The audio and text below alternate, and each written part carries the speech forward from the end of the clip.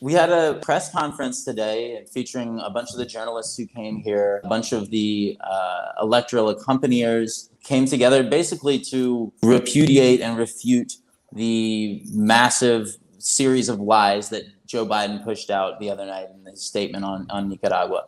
And also to refute the numerous lies that are being put out by the mainstream media. So here's the statement, which we should just briefly look at. Trigger warning, major bullshit coming down the pike from Biden. What Nicaragua President Daniel Ortega and his wife, Vice President Rosario Murillo, orchestrated today was a pantomime election that was neither free nor fair and most certainly not democratic. The arbitrary imprisonment of nearly 40 opposition figures since May, including 7 potential presidential candidates. Remember, I'm a potential presidential candidate. You guys are potential presidential candidates. We all are. Long unpopular, now without a democratic mandate, the Ortega Murillo family now ruled Nicaragua as autocrats, no different from the Somoza family that Ortega and the Sandinistas fought 4 decades ago. Wyatt, you point out if the Nicaraguan government was actually no different from the Somoza family that Ortega and the Sandinistas fought 4 decades ago, the U.S. would be shipping them hundreds of millions of dollars worth of weapons and not trying to overthrow them. And that's, of course, a reference to the right-wing authoritarian dictator Somoza that preceded the Sandinistas, who the United States, of course, supported. Was that our son of a bitch? Was he the son of a bitch? That's the one. Bitch, but he's our son of a bitch. It's actually an apocryphal quote, but yes. All right. Well, that's who it was. Yeah. Well, a lot of FDRs were. The Inter-American Democratic Charter obligates the hemisphere to stand up for the democratic rights of the Nicaraguan people. We call on the Ortega Murillo regime to take immediate steps to restore democracy in Nicaragua. Until then, the United States, in close coordination with other members of the international community, will use all diplomatic and economic tools at our disposal to support the people of Nicaragua and hold accountable the Ortega Murillo government and those that facilitate its abuses. All right.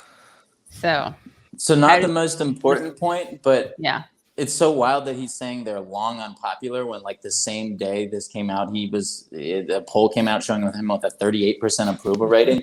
Like, yeah, you have a way lower approval rating. Like, maybe don't. Showing Biden, house. yeah. I'm sorry. Oh yeah, Kamala Harris 28%. So oh my God, they're killing it. They're killing it. Yeah, but good enough to lecture. Right. Good enough. It's just lie after lie after lie. The 7 potential presidential candidates, as you said, I thought about, I would like to be president one day. Like, the thought crossed my mind. So now I'm a pre-candidate, right? They shuttered independent media. They shuttered media that received its funding entirely from CIA cutouts. That is true. And by the way, like, I've worked for Sputnik. We're not, like, affiliated with, Russian intelligence or whatever, but we have to go through serious hoops, and we have to register under the Foreign Agents Relations Act. Yep. These are, like, rules that the U.S. itself set up. All these laws that they point out to, they call are authoritarian, are in some way or another ultimately kind of modeled on laws that came out of the U.S. first. So that is a lie. The civil society organizations that had to close their door, they're referring to, again, these NGOs who were essentially the financial channels by which the back channels, sort of financially, by which the CIA was able to pump all this money into this violent coup that lasted for several months and saw over 300 people killed, the majority of them being supporters of the Sandinista party. So all of this, lecturing about the Inter-American Democratic Charter, and then we saw the same stuff about that from the OAS today, about some kind of lecture about the Democratic Charter and the official charter, the OAS. It's like, where was all this in Bolivia? Where was all this energy in Honduras when you guys were slightly taken aback by the fact that Juan Orlando Hernandez literally shut power to the vote tabulation center.